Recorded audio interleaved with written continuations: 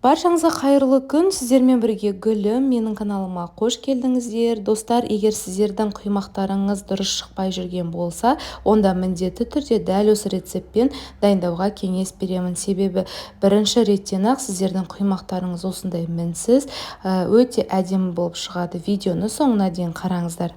Ең алдымен таза ыдысқа ыстық сүтті құйып аламыз. Сүттің температурасы міндетті түрде ыстық болу керек. Оған дәміне қарай тұз және қантты салып, барлығы ерігенше жақсылап венчикпенен араластырамыз. Қалауларыңызша сүтке қопсытқышты немесе ас содасын салып араластырып аламыз. Мен бұл жерде қопсытқышты пайдаландым. Егер қаласаңыздар, онда ас содасында қолдансаңыздар болады.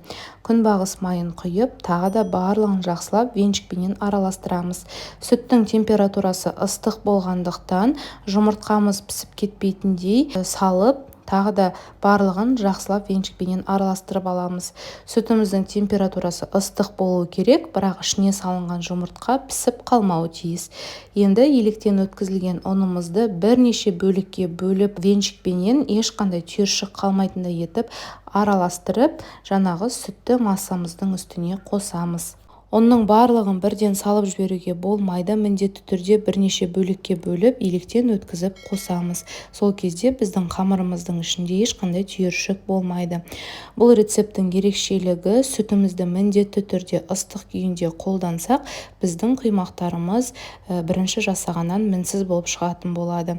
Енді табамызды қатты етіп қыздырып, алдыменен бірінші құймақты пісірер алдында осылай майлап, кейін құймағымызды осылай құйып, алдыменен бірінші жағынан пісіріп, кейін екінші жағына аударып, екінші бетінде пісіреміз. Құймақтарымыз өте тез әрі жылдам піседі, сол себептен күйіп кетпеуін қадағалап қарап отырыңыздар.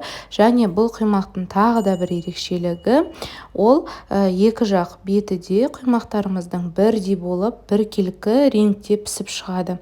Сол себептен дәл осы құймақты сіздерге де дайындауға кеңес етемін. Өте санаулы минуттар ішінде ғана тез әрі жылдам дайын болады және бірінші жасағаннан әр қайсыларыңызда мінсіз болып шығатынына мен сенімдімін. Міндетті түрде дайындап, өз пікірлеріңізді комментарий бөліміне жаза кетіңіздер. Міне біздің құймақтарымыз дайын болды. Ортасының барлығы осындай жақсы болып пісіп, ортасында тесіктері де, өзінің түсі де өте керемет үйлесіп тұр. Ешқашан құймақ жасамаған адам болса да, осы рецептпен дайындаған болса, бірінші жасағаннан ақ мінсіз құймақтарды дайындай алатынына сенімдімін. Егер сіздер осы құймақты дайындасаңыздар, міндетті түрде өз пікірлеріңізді комментарий бөліміне қалдыра кетіңіздер, себебі басқа да іздеп жүрген оқырмандарыма өз пайдасын тигізіп қалар. Бұл видео сіздерге пайдалы болды деген ойдамын. Егер сіздерге видео ұнап, пайдалы болса, онда лайк басып, достарыңызбен бөлісуді ұмытпаңыздар. Жаңа видео рецепттерді жіберіп алмау үшін каналға тіркеліп, қоңыраушаны да баса кетіңіздер. Сіздермен бірге болған Гүлім, астарыңыз дәмді болсын.